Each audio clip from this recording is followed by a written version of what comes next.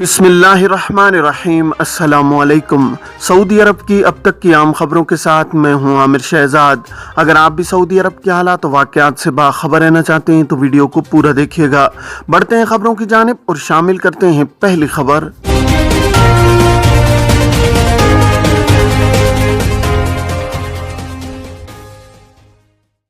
फिजाई ताकत में सऊदी अरब 9वें नंबर पर। फिजाई ताकत के शोबे में सऊदी अरब दुनिया की बड़ी फौजी कुव्वत बन चुका है। सबक वेबसाइट के मुताबिक दुनिया के ताकतवर तरीन फिजाइया में सऊदी अरब का 9वां नंबर है। ग्लोबल फायर पावर ने कहा है कि सऊदी अरब के पास 283 जदीद तरीन लड़ाका तैयारे हैं। फिजाई ताकत के शोबे में सऊदी अरब कई इलाकाई ममालिक से बहुत आगे है। एदाद-ओ-शुमार के मुताबिक अमरीका के पास 1957 लड़ाका तैयारे हैं। दूसरे नंबर पर चीन है जिसके पास 1200, जबकि तीसरे नंबर पर रूस है जिसके पास 772 लड़ाका तैयारे मौजूद हैं।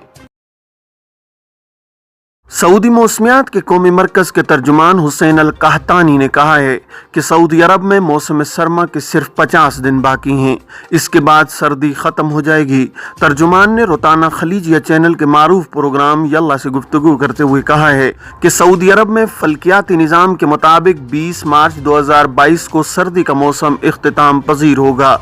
हुसैन अल कहतानी से पूछा गया था कि सोशल मीडिया पर मौसम सरमा के इख्तिताम के हवाले से मुतज़ाद दावे किए जा रहे हैं। मौसमियात के कौमी मरकज के तर्जुमान ने कहा है कि मौसमियाती इल्म के मुताबिक 10 या ज्यादा से ज्यादा 15 दिन आइंदा की मौसमी तवक्कुआत पेश की जा सकती हैं, इससे आगे की पेश नहीं की जा सकती। उन्होंने बताया कि मौसमी अलामतों और मौसमी तवक्कुआत में फ़र्क है। आबो हवा की अलामतें मौसम का अमूमी मुशाहिदा होता है, जबकि तवक्कुआत मौसमी हक़ाइक़ पर मबनी होती हैं जो आमतौर पर 95% तक दुरुस्त साबित होती हैं।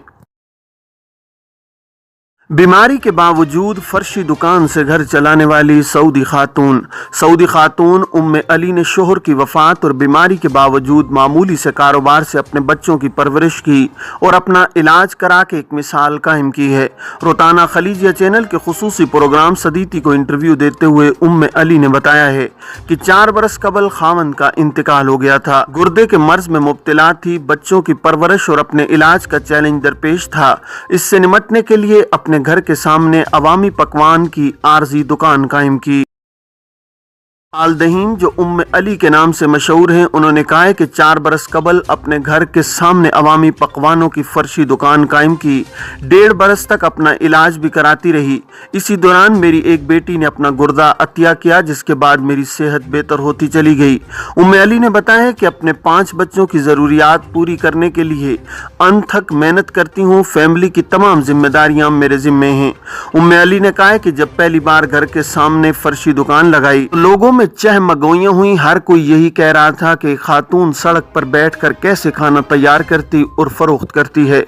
मैंने किसी की बात न सुनी। मुझे अपने और बच्चों की ज़रूरियात पूरी करने के लिए हलाल कमाई का ये जरिया अच्छा लगा। उम्मे अली ने कहा है कि मैं समझती हूँ कि कोई भी काम मामूली नहीं होता। इंसान चैलेंजों को खुद पर सवार न करे बल्कि उसके हल की कोशिश करे। रोज़ाना जोहर के बाद से रात देर गए तक फर्शी दुकान पर अवामी पकवान फरोख्त करती हूँ। इससे फैमिली की तमाम ज़रूरियात पूरी हो रही हैं। वजारत सेहत ने कोरोना के 3800 मरीजों की तस्दीक कर दी। सऊदी वजारत सेहत ने कहा है कि गुज़श्ता 24 घंटों के दौरान 3861 मरीजों की तस्दीक हुई है। सबक वेबसाइट के मुताबिक कोरोना के मरीजों की कुल तादाद 6,91,125 हो गई है। वजारत सेहत ने कहा है कि गुज़श्ता 24 घंटों के दौरान 4377 मरीज शिफायाब हुए हैं। शिफायाबी हासिल करने वाले मरीजों की तादाद बढ़कर 6,44,730 हो गई है। वजारत ने कहा है कि एक मरीज हलाक हुआ है, जबकि कुल तादाद 8,941 हो गई है। वजारत ने मजीद बताया कि मुख्तलिफ अस्पतालों में 981 मरीजों की हालत नाजुक है।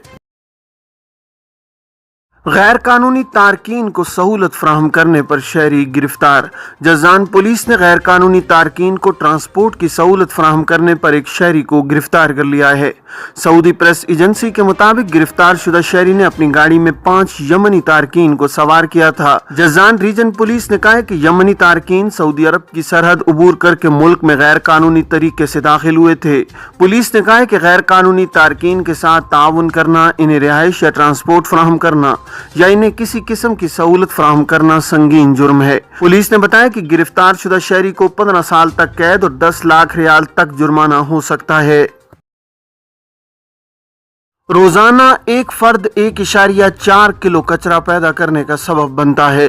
ریاض میونسپلٹی نے کہا ہے کہ ایک فرد روزانہ 1.4 کلو کوڑا کرکٹ پیدا کرنے کا سبب بنتا ہے۔ سبق ویب سائٹ کے مطابق میونسپلٹی نے کہا ہے کہ 21 جنوری سے 27 جنوری 2022 تک 76,939 ٹن کچرا اٹھایا گیا ہے۔ کوڑے کی اس مقدار کو رہائشیوں کی مجموعی تعداد پر تقسیم کیا جائے تو معلوم ہوگا کہ ہر شخص روزانہ 1.4 کلو کوڑے کا سبب بن رہا ہے۔ میونسپلٹی نے کہا ہے کہ شہر کو صاف رکھنے کے لیے رہائشیوں کا تعاون انتہائی ناگزیر ہے۔ رہائشیوں کو ہدایت کی جاتی ہے کہ شہر کے ماحول کو پاک رکھنے کے لیے گھروں سے نکالا جانے والا کوڑا پلاسٹک کی تھیلیوں میں بند ہونا چاہیے۔ کوڑے کی تھیلیاں کوڑے دان کے اندر رکھنے کو یقینی بنائیں، انہیں باہر مت پھینکا کریں۔ میونسپلٹی نے کہا ہے کہ کوڑا پھینکنے کا مناسب ترین وقت صبح 7:30 بجے سے 9:30 بجے کے درمیان ہے۔ سعودی عرب میں تمام سرکاری اور نجی اداروں اور شاپنگ مالز میں داخلے کے لیے بوسٹر ڈوز کی شرط کا نفاذ کر دیا گیا ہے۔ سبق ویب سائٹ کے مطابق تمام اداروں میں داخلے کے لیے توکلنا ایپ پر محسن یعنی امیون کا سٹیٹس ہونا ضروری ہے۔ وزارت داخلہ کے فیصلے کے مطابق ہر وہ شخص جس نے 8 ماہ یا اس سے پہلے ویکسین کی دوسری خوراک لے رکھی ہے اسے توکلنا پر امیون کا سٹیٹس برقرار رکھنے کے لیے بوسٹر ڈوز لگوانی ہوگی۔